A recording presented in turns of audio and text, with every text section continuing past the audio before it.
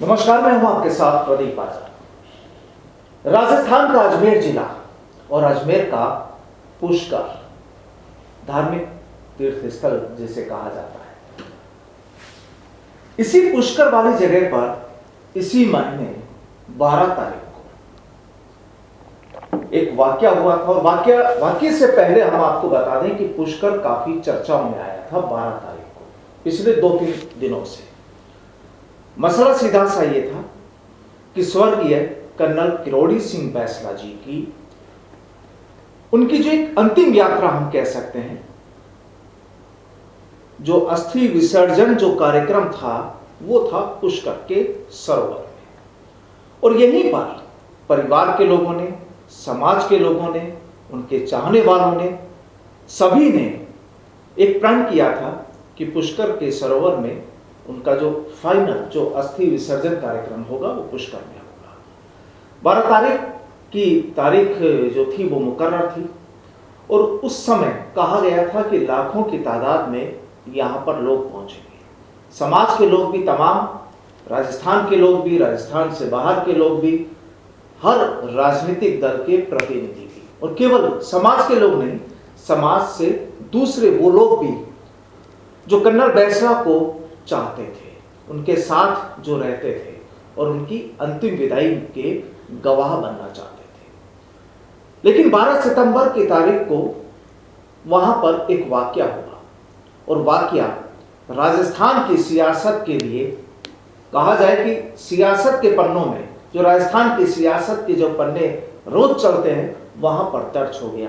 और वहां पर एक मंत्री, या यूं कहें कि कुछ मंत्री, राजस्थान के कुछ नेता जब मंच पर खड़े हुए थे तो उसी भीड़ में, जो हजारों की तादाद में जो भीड़ वहां पर थी, उनमें से कुछ लोगों ने जो हल्ला, जो शोर, जो नारेबाजी जो चीज की, वो काफी चर्चाओं में रही। और उसके बाद से राजस्थान की सियासत भी चर्चाओं में आ गई। सीधे तौर पर बात करें, मंत्री अशोक चांदना ने अपने भाषण को अधूरा छोड़ा। वो वहां से निकले और भी नेता वहां से निकले और सीधे तौर पर उन्होंने कुछ समय बाद ये पूरा जो वाकया था उसका जिम्मेदार ठहराया सचिन पायलट को। और कहानी यहीं से शुरू हो गई। लेकिन सवाल यह कि मसला क्या था, असलियत क्या थी और हुआ क्या था, आज उसी पर चर्चा होगी राजस्थान की सियासत पर भी, कि आखिर राजस्थान में जो गुर्जर समाज को आरक्षण देने की मांग जो लंबे समय से जो चल रही है, वो आज भी जारी है, लड़ाई आज भी जारी है। और चर्चा इस बात पर भी होगी कि अब ये समाज सीधे तौर पर ये कहने लग गया कि केवल हम भीड़ तंत्र नहीं, बल्कि सियासत के हकदार, सियासत के नुमाइंदे, जो नुमाइंदों की जो वक़्त होती है, एक जिम्मेदारी होती है, वो ये भी पूरा करना चाहते हैं। तमाम मुद्दों पर चर्चा होगी और चर्चा के लिए आज हमारे साथ मौजूद हैं कर्नल बैंसला के पुत्र विजय बैंसला जी। विजय जी, बहुत बहुत स्वागत है हमारे साथ जुड़ने के लिए आपका। नमस्कार आजाद जी। सबसे पहले जानना चाहेंगे, चूंकि हमने शुरुआत की 12 तारीख से और राजस्थान में काफ़ी चर्चाओं में रहा, पिछले हफ्ते 10 दिन से लगातार अभी भी चर्चाओं में है, तो अगर संक्षेप में जानना चाहें कि वो जो पूरा वाकया था, जाहिर सी बात है कि शायद उस वाकये की किसी को उम्मीद भी नहीं होगी कि उस अस्थि विसर्जन कार्यक्रम में कुछ ऐसा माहौल बनेगा। और 2 दिन पहले जब आपकी और हमारी बात हुई थी तो आपने कहा था कि वो कार्यक्रम भी इतिहास में लिखा जाएगा, लेकिन उसके साथ साथ काले अक्षरों में वो जो वहाँ पर जो माहौल बना था वो भी लिखा जाएगा। ज़रूर। देखिए, हम लोग अनफॉर्चुनेटली हम केवल उस इंसिडेंट की बात करते हैं, हम ये बात नहीं करते कि लाखों लाखों लोग आए जी। हम ये बात नहीं करते कि इतने सारे लोग आए, इतने सारे लोग वो पहुँचे जो कर्नल साहब की विचारधारा से इत्तेफाक रखते थे। पॉलिटिकल पार्टी कोई भी हो सकती है भाई। देखो, अगर मैं हूँ और आप है, और अगर आप कांग्रेस से हैं और अगर आप मैं बीजेपी से हूँ, और अगर हम दोनों एक घर पे खाना खाने पहुँचे, तो ये थोड़ी हो कि बीजेपी पहुंची और कांग्रेस पहुंची। वो तो आज़ाद जी और विजय पहुंचे खाना खाने। अब आप उसको कलर क्या देना चाहते हो, that is up to you. लेकिन मेरे हिसाब से मैंने जो न्योता दिया था, और हमने सबको न्योता दिया था, हमने ये कहा था कि किसी भी मज़हब से हो, किसी भी समाज से हो, किसी भी पॉलिटिकल पार्टी से हो, जो भी व्यक्ति कर्नल साहब के विचारधारा से इम्पैक्टेड रहा हो, कभी भी कर्नल साहब के साथ रहा हो, वो पहुँचे। और आप ये देखिए कि जो भी व्यक्ति वहाँ था, चाहे पॉलिटिकल हो चाहे नॉन पॉलिटिकल, वो कभी ना कभी कहीं ना कहीं कर्नल साहब से इत्तेफाक रखता था जी। आप देखिए, राजेंद्र राठौड़ जी थे, आपके जोगिंदर रवाना जी थे, वैभव जी थे, आपके सतीश पूनिया जी थे, अलका जी थी, बहुत सारे लोग थे तमाम, और केवल गुर्जर नहीं थे, सब समाज के थे। तो it's that is the issue. किसी ने ये नहीं देखा कि हेलीकॉप्टर वहाँ पे फूल बरसा रहा था, वो तो ऐसे बरसा रहा था जैसे घर की मोटरसाइकिल हो। आप मानिए 1.5 घंटे तक फूल ही बरसाता रहो। ये भी एक मायने की रखने की बात है कि, और अब ये देखिए कि पूरा पुष्कर मार्केट 12 तारीख को बंद था। बिल्कुल। किस लिए बंद था? कर्नल साहब के सम्मान में बंद था, क्योंकि कर्नल साहब हर साल पुष्कर आकर के, क्योंकि पुष्कर राज हमारे गुर्जरों के लिए एक बहुत बड़ा तीर्थ है जी। और तीर्थ होने की वजह से कर्नल साहब हर बार आते थे। दूसरी बात ये भी है कि मेरी माता जी की अस्थियां भी पुष्कर राज में ही हैं, तो वो आते थे। और वो जो हमारे वो पंडों के पास जो बही लिखी रहती है ना, उस पर हर बार अंक करके जाते कि भगवान मुझे इतनी ताकत दे कि मैं समाज के लिए और मेहनत कर सकूं, बच्चों को और आगे ले। तो आप जाकर के देखिए ऑन रिकॉर्ड जी। तो ये है, हम केवल एक इंसिडेंट को देखें, ये गलत होगा। It will be injustice to the whole thing. 3.5-4 lakh लोग आए, कोई लग कर 5 लाख लोग आए। जितने लोग वहाँ उस भीषण गर्मी में बैठे थे, उतने ही लोग स्नान कर रहे थे क्योंकि उनको 4 बजे वापस जाना था। उतने ही लोग वहाँ पे गुर्जर धर्मशाला में भोजन कर रहे थे, और उतने ही लोग गलियों में घूम रहे थे। तो ये चीज़ हमें देखनी चाहिए। हमें ये भी देखना चाहिए कि 27 दिन तक चली यात्रा 5000 किलोमीटर चली। आप ये देखिए कि 23 जिले राजस्थान के 75 विधानसभाओं से होती हुई टोंक में 50,000 लोगों का काफिला चला, टोंक शहर में, जिसको निकलने में करीब 5.5 घंटे लगे। करीब 35,000 लोगों का काफिला आपके गंगापुर शहर में लगा, उतना ही बामनवास में लगा।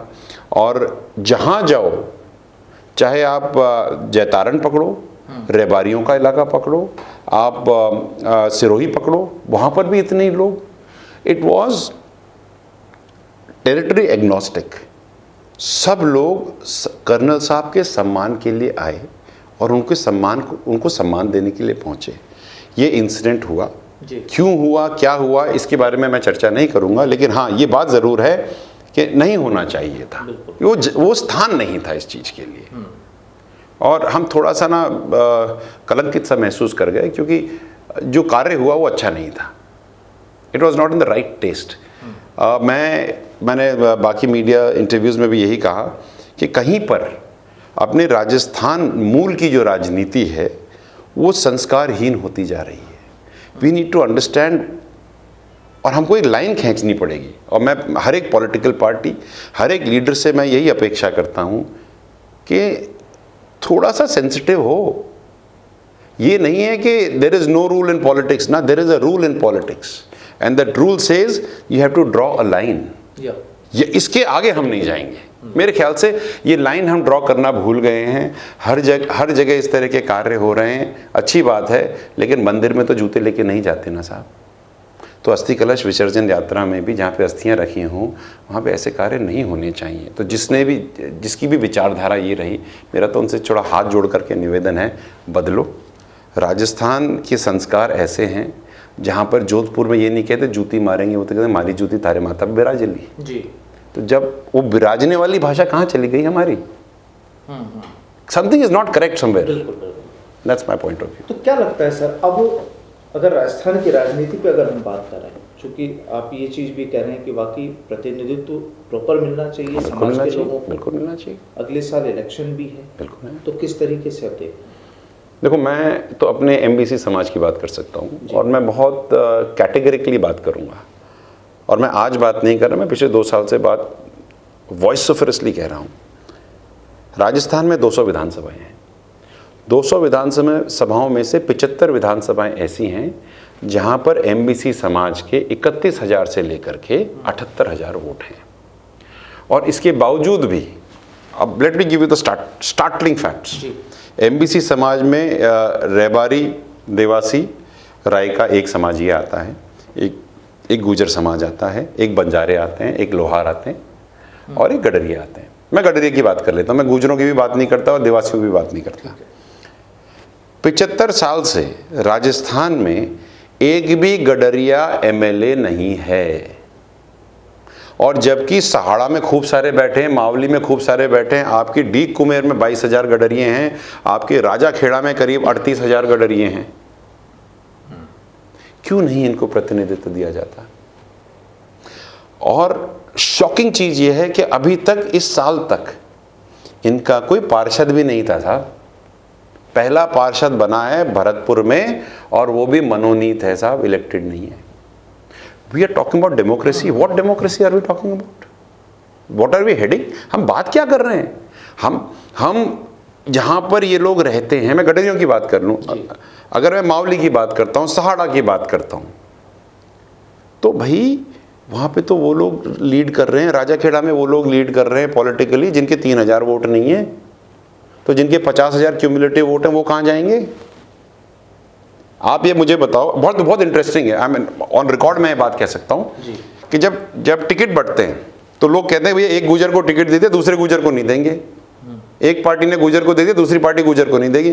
तो फिर मुझे बताओ, अग्रवाल के सामने बंसल कैसे लड़ लेता है? गुजर के सामने गुजर नहीं देते, क्योंकि जीतेगा तो गुजर ही, गुजर बहुल क्षेत्र से। तो अग्रवाल के सामने बंसल को क्यों टिकट देते हो? ये बताओ मुझे। I am not trying to be, मैं स्पेसिफिकली नहीं बोल रहा हूं, लेकिन एग्जाम्पल है ये। क्यों? मेरा मानना यह है कि राजस्थान में पॉलिटिकल पार्टीज की राजनीति तो होती ही नहीं है, जातियों की राजनीति होती है, और जिस पॉलिटिकल पार्टी ने वो जाति साध ली, वो उसकी हो जाती है। अब आप देखिए, पिछले जो विधानसभा इलेक्शंस हुए, उसके अंदर में एमबीसी की बात भी नहीं करता, मैं तो गुजरों की बात कर लेता हूँ। गुजरों ने कांग्रेस पार्टी को सपोर्ट किया, कांग्रेस पार्टी पावर में आ गई। जब लोकसभा इलेक्शंस हुए तो गुजरों ने बीजेपी को सपोर्ट किया, तो बीजेपी पावर में आ गई। तो पार्टियों का तो है ही नहीं, ये तो जातियों का है साहब। जिसने जिस जाति को साध लिया वो निकल लिया। अब जब आप देखो, जब आप संगठनात्मक कार्य करते हैं और या कोई भी डिसीजन मेकिंग होती है, इंफ्रास्ट्रक्चरली कुछ डिसाइड करते हैं, पार्टियों के संगठन बनाते हैं, तो अखबारों में बड़ी बड़ी लाइन में आता है, इस बार अमुक पार्टी ने जातीय समीकरण साध लिया। अगर जातियां नहीं होती तो ये हेडलाइन कैसे बनती? केवल म्यूनिसिपल इलेक्शंस के अंदर में स्पेसिफिकली, या दिल्ली जैसी सिटी में, या जहां पर जैसे बॉम्बे है, जहां पे it's more of A municipal, जहां पे एक गली के अंदर सारी जातें रहती हैं, वहां पर तो केवल आपके पॉलिटिकल पार्टी के इलेक्शंस होते हैं। और जहां पर भी डिस्टेंस बेस्ड कास्ट डायनेमिक्स चलती हैं, वहां पे पॉलिटिकल पार्टीज के इलेक्शन नहीं होते, जातों के होते हैं। इसीलिए मुझे ऐसा लगता है कि हमारी जातों को, एमबीसी जातों को दबा के रखा, आगे नहीं करा। क्योंकि अगर हम खुल के आ जाएंगे तो भाई समीकरण तो बदलेगा ना। अगर आप 75 विधानसभा में, और मैं एक बात बता देता हूं आपको, समीकरण तो बदलेगा sir. You can not hold something for which the time has come, and the time has come for the MBC community. You can not hold it. Colonel साहब ने हमें पढ़ना भी सिखा दिया, लड़ना भी सिखा दिया। और कर्नल साहब जब बीमार नहीं थे तब उन्होंने एक बात बहुत बड़ी कही थी कि एमबीसी समाज बलभूल हो रही है, और ये बलभूल यही थी कि 75 विधानसभाएं आपके पास हैं और आप हो कहाँ? ना तो संगठन में हो, ना आप किसी पोजीशन में हो, ना आपको टिकट मिलते हैं। एमबीसी समाज क्या करता है? देखो, राजस्थान में जो मार्शल कॉम्स हैं वही तो भीड़ तंत्र हैं। गलत बोल रहा, बताओ आप मुझे। जब पॉलिटिकल पार्टीज की मीटिंग्स होती हैं तो कौन आता है वहाँ पे? मार्शल कॉम्स ही तो आती हैं। और मार्शल कॉम्स को आप हमारी मार्शल कॉम को आप रिप्रेजेंटेशन नहीं दे रहे हो, तो फिर हम भीड़ में नहीं जाएंगे। सोचिए कि अगर मांडल में, यानी पहले से जो चीज चली आ रही है वो बदलेगी। अब आप उसको और चेंज करेंगे? हम बिल्कुल बदल देंगे, बदलना शुरू कर दिया। मैं 73 विधानसभा ट्रैवल करके आया हूँ मैं, और सबसे मैं ये कह के आया हूँ कि भैया तुम्हारे वोट कितने? किसी ने बोला 45,000, किसी ने बोला 55,000, कंबाइंड कितने? 60,000। तो मैं सबसे यही पूछता हूँ कि भाई तुम्हारा एमएलए क्यों नहीं? मैं तो पारीक साहब को बगल में बिठा करके मैंने उनसे पूछ लिया मसूदा में कि भाई मुझे बताओ तुम कैसे जीत गए, गुजर क्यों नहीं आया? जवाब नहीं। मुझे ये बताओ कि आपके ट्रू वोट्स कितने? लेकिन एक सवाल यहाँ पर है कि आप जब ये चीज कह रहे हैं कि अभी तक पार्षद भी नहीं आया, वो गडरिया का था। ठीक है, लेकिन वोट है तभी आ रहे ना। अभी तक क्या कभी यूनिटी नहीं रही समाज में, कास्ट में? I'll explain to you. अभी तक हम लोग सामाजिक तौर से लड़ रहे थे, राजनीतिक तौर पर नहीं। अब राजनीतिक तौर पर लड़ेंगे। और मैं आपको, जैसे मैं आपको पहले बता रहा था, राजस्थान में एक परिपाटी कर दी गई है पॉलिटिशियंस की, खास करके हमारे समाज में, कि एक आपका एक क्लास ले लेता हूं मैं, कि एक तो हो गई आपकी सामाजिक नेता और एक हो गया आपका राजनीतिक नेता। सामाजिक नेता राजनीति की बात नहीं करेगा और जो राजनीतिक नेता है वो समाज की बात नहीं करे। आप देख लो पिछले 4 साल से किसी एक ने कुछ बोला हो तो बताओ। हम जब पटरी पे बैठे, और मैं पॉलिटिकल पार्टीज की बात ही नहीं कर रहा हूं, मैं सामाजिक नेताओं की बात कर रहा हूं, पॉलिटिकल नेताओं की बात। हम जब पटरी पे बैठे तो पार्टी इन पावर का बंदा नहीं आया कोई पटरी पे हमारा सपोर्ट करने। जो हार गए 13 विधायक, उनमें से भी एक नहीं आया। जो सामाजिक नेता जो लड़ने वाले थे, टिकट मांग रहे थे, वो भी नहीं आया। सो ये तो स्प्लिट कर दी ना, तो हमने इसमें एक नया एनिमल फिट कर दिया ऐसा वैसे, और इस एनिमल का नाम है सोशियो पॉलिटिकल लीडर। हम सामाजिक लड़ाई भी लड़ेंगे और हम पॉलिटिकल लड़ाई भी लड़ेंगे। क्योंकि आप बात समझिए, सरकारी नौकरी 5% से आपको मिल गई, आपका उसका पॉलिटिकल अम्ब्रेला कहाँ है? आज मैं जब अभी घूम कर आया हूँ, जालौर में, सिरोही में, बालोतरा में, बाड़मेर में, सिंदड़ी में कौन किसकी पोस्टिंग हो रखी है? करौली, धौलपुर, बयाना के लोगों की पोस्टिंग हो रखी है। और जो समाज पॉलिटिकली स्ट्रांग है उसकी पोस्टिंग उसके घर में हो रखी है। ये तो कोई, इट्स नॉट रॉकेट साइंस। जिसको देख लो, जिसको भी देखो जो स्ट्रांग कम्युनिटी से आता है, जो पॉलिटिकली विल है जिसकी, उससे पूछो तेरा भाई तेरा पोस्टिंग क्या है? बोलता मैं तो घर से 50 किलोमीटर दूर हूँ साहब। कितने साल से? 10 साल से हूँ साहब। तो अब किस तरह की तैयारियां हैं 2023 के लिए?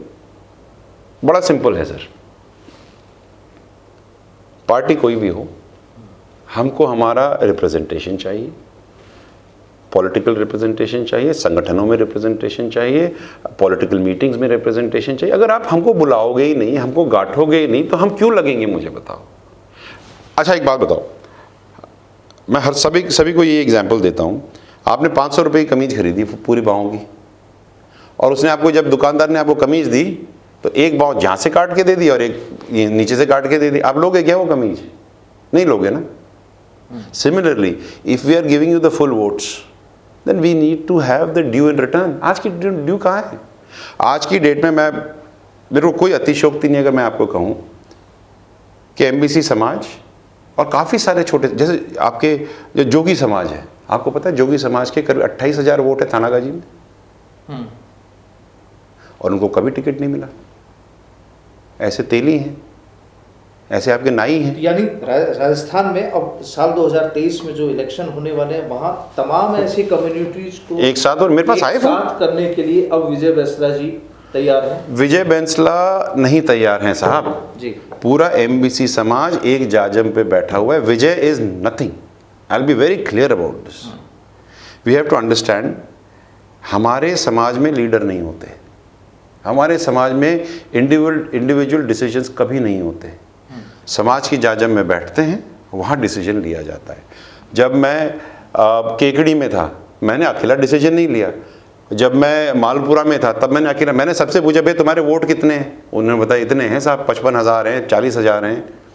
तो मैंने यही पूछा तुम्हारा एमएलए होना चाहिए नहीं होना चाहिए? सबने हाथ खड़े करके बोला होना चाहिए।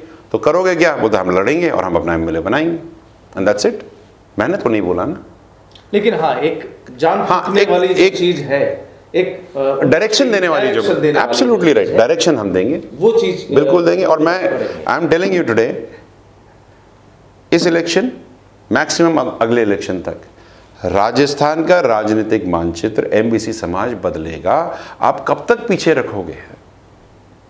कब तक रखोगे? I mean there is a limit to everything. किस पार्टी से और किस लीडर से उम्मीद रखते हैं? मैंने कहा ना, पार्टी एग्नोस्टिक है, मैं समाज की बात कर रहा हूँ। लेकिन फाइनली कहीं ना कहीं जोड़ना तो पड़ेगा। सब जुड़ेंगे ना यार, आप मेरी बात मानिए। क्या जाट समाज में कांग्रेस से और बीजेपी दोनों से नहीं लड़ते लोग? बात नहीं लड़ते क्या? लड़ते हैं ना, ठीक है। ब्राह्मणों में नहीं लड़ते क्या?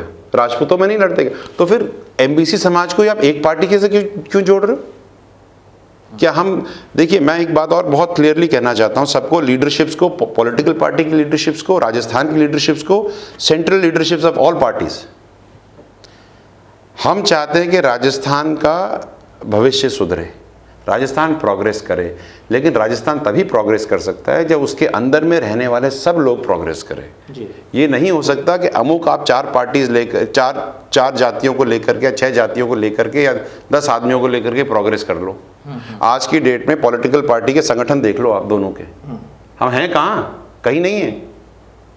एक का संगठन है नहीं, दूसरे के संगठन में हम है नहीं, तो what are we talking about? दोनों जगह फेलियर है। और क्या है? भीड़ तंत्र है। और एक ने सरकार बनाई, एक से हमने सरकार बनाई विधानसभा की, एक से हमने लोकसभा की बनाई, और हम कहाँ हैं? कहीं नहीं। अब मुझे बताओ चीटिंग किसके साथ हुई? फटी हुई कमीज, कटी कमीज किसको मिली? वोट तो हमने पूरे दिए थे। This will not go on, it is high time. यानी कुल मिलाकर 2023 में अब तमाम पार्टीज को तैयार रहना चाहिए। बिल्कुल रहना चाहिए। आप ये देख लीजिए कि 5 लाख लोग पुष्कर में इकट्ठे हुए तपती गर्मी में,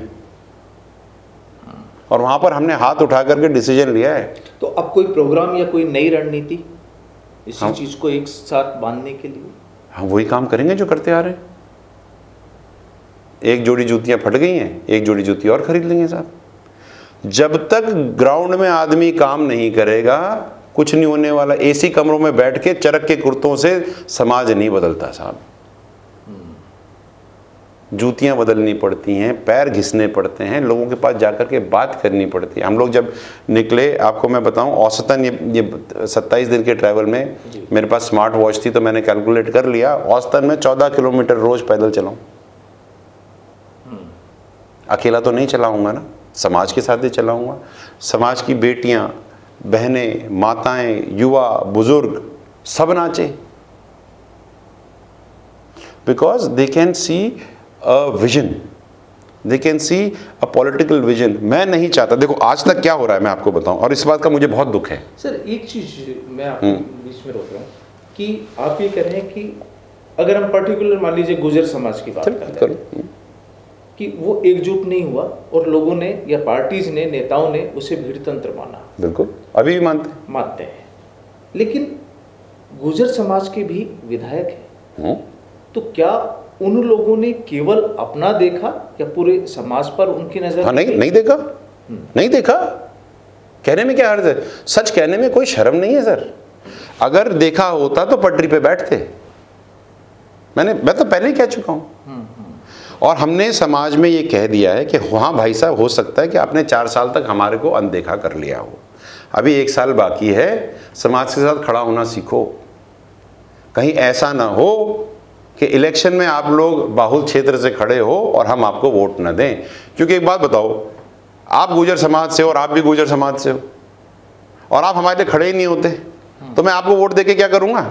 for me you are nothing. अगर आप मेरी बात ही नहीं करते तो मेरे को एक स्टैटिस्टिकल नंबर के जीता हुआ है, उससे मेरे को क्या लेना देना? मेरे को नहीं चाहिए वो आदमी, हमारे समाज को वो आदमी नहीं चाहिए जो समाज के लिए नहीं खड़ा होता। हमको वो आदमी चाहिए जो एमबीसी समाज को आगे लेके जाए, उसके लिए खड़ा हो। क्या नहीं तो मैं आपको बताऊं जी, समाज विरोध करेगा। क्या अभी तक किसी एमएलए ने कभी सपोर्ट किया इस चीज को लेकर, जो प्रेजेंट में एमएलए हैं? किस चीज को लेकर?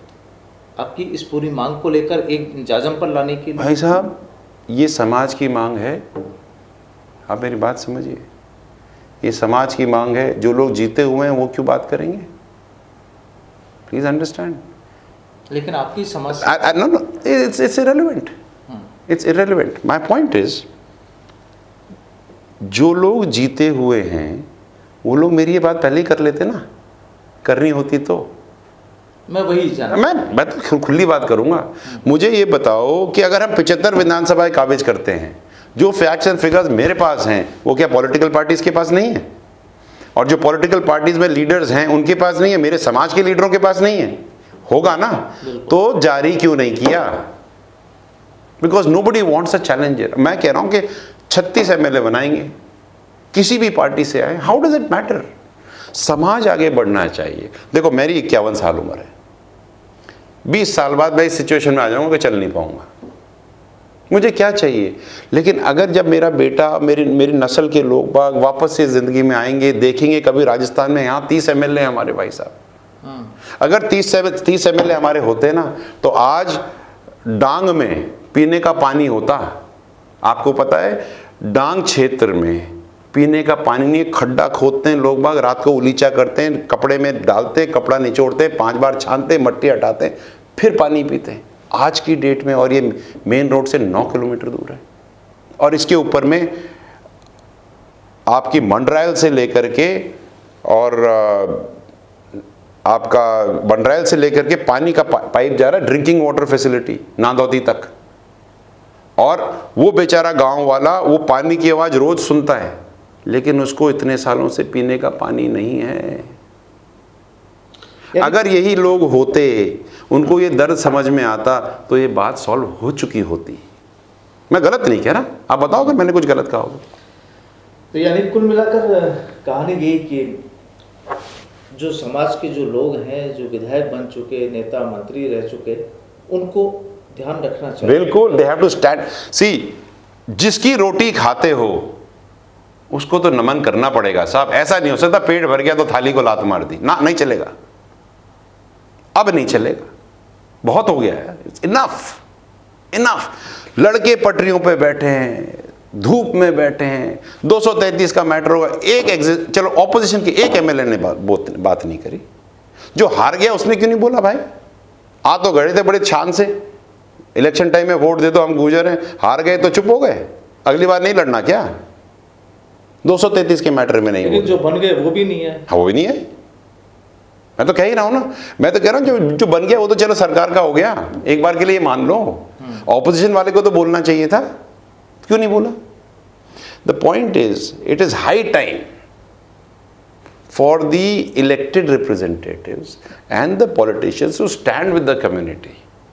मैं दाग देता हूं, मेरे को कहने में कोई शर्म नहीं है, जाट कम्युनिटी की मैं दाग देता हूं, जिस तरह से वो अपने समाज के लिए खड़े होते हैं साहब, हैट्स ऑफ टू देम। हमें जिससे सीखने को मिलता है उससे हमें सीख लेनी चाहिए। बिल्कुल। तो वाकई ये एक बड़ा सवाल है जो विजय वैसला जी ने यहाँ पर उठाया कि समाज के लोग, जिनको समाज, उस नेता को समाज के लोग ही जिताते हैं कि शायद वो अब उस समाज को आगे बढ़ाए, उन लोगों को आगे बढ़ाए, लेकिन जो हालात बन चले हैं, जो हालात हो चुके हैं, और सीधा सवाल ये कि जब अगर कोई लीडर, समाज का कोई लीडर अगर वक्त पर मौजूद ना हो तो शायद उसका भी कोई फायदा नहीं। और साफ तौर पर विजय जी का कहना ये कि इस बार के चुनाव में जो तस्वीर होगी वो कुछ अलग होगी, बिल्कुल अलग होगी और नई तस्वीर होगी। और राजस्थान में MBC समाज के बुजुर्ग और युवा राजस्थान का राजनीतिक मानचित्र बदलेंगे, ये मैं आपको डंके की चोट पे कह रहा हूं। और ये तैयारियां आपकी पूरी? हमारी तैयारियां तो हो चुकी हैं। मैंने आपको मैप दिखाया था ना, आप प्लीज मेरा मैप सबको दिखाइएगा, उनको पता पड़ जाएगा मैं क्या बात कर रहा हूँ। बिल्कुल। तो चलिए देखते हैं अब कि अगले साल 2023 में इलेक्शन जो होंगे उसमें राजस्थान की तस्वीर क्या होती है, एकजुटता वाली जो बात होती है उसकी तस्वीर क्या होती है। और बड़ा सवाल ये कि इसी समाज के जो दूसरे लीडर्स इस समय राजस्थान में मौजूद हैं वो क्या एक्शन करते हैं, वो क्या कदम उठाते हैं, वो कितना साथ चलने को तैयार होते हैं, जिसका इंतजार आप लोग कर रहे हैं। और MBC समाज उसी व्यक्ति के साथ रहेगा या उसी पार्टी के साथ रहेगा विधान। आप ये देखिएगा क्या है कि I will explain one more thing to you. इस बार विधानसभा वाइज होगा, राजस्थान वाइज नहीं होगा। अगर अमुक केकड़ी विधानसभा में टिकट किसको दिया, किस पार्टी ने, हमारे वाले आदमी को दिया, तो हम उसके साथ वहाँ जाएंगे। अगर आपने मसूदा में किसको दिया, हम उसके साथ जाएंगे, समाज उसके साथ जाएगा। समाज को 36 MLA बनाने साहब, पार्टियाँ नहीं जितानी। प्लीज अंडरस्टैंड, बहुत हो गया, we have had enough of this. Target 36 MLA का, इस या तो इस इलेक्शन या मैक्सिमम अदर अगले इलेक्शन। और आपको ये भी बता दूं कि बहुत सारी सीट्स ऐसी हैं इसमें जो रिजर्व्ड हैं, जिसमें हमारी बहुत बाहुल्य है, तो हम लोग सिनर्जीज के साथ काम करेंगे सर। और एक बात, और एक और पीड़ा है मेरी, मैं पीड़ा अपनी एक पीड़ा और बता दूं। राजस्थान में रिजर्व सीट्स तो ऑलरेडी हैं, ठीक है, लेकिन फिर भी जनरल सीट पे रिजर्व कैंडिडेट को टिकट क्यों दिया जाता है? आप एग्जाम्पल देख लीजिए, देवली उनियारा देख लीजिए, हरीश जी को टिकट क्यों दिया गया? मतलब जनरल सीट थी। आप अपनी रिजर्व सीट में भी टिकट लेते हो, यहां भी टिकट लेते, कर क्या रहे हो? मतलब आप कितना इनके ऊपर छुरी चलाओगे साहब? कुल मिलाकर इंतजार है 36 के आंकड़े का। हाँ, या तो इस इलेक्शन नहीं तो अगले इलेक्शन, मरने से पहले बना के जाऊंगा साहब। और 36 का आंकड़ा यहाँ पर क्या गुण खिलाएगा, देखते हैं। थैंक यू, बहुत बहुत शुक्रिया, थैंक यू सो मच, हमारे साथ जुड़ने के लिए। Thank you so much.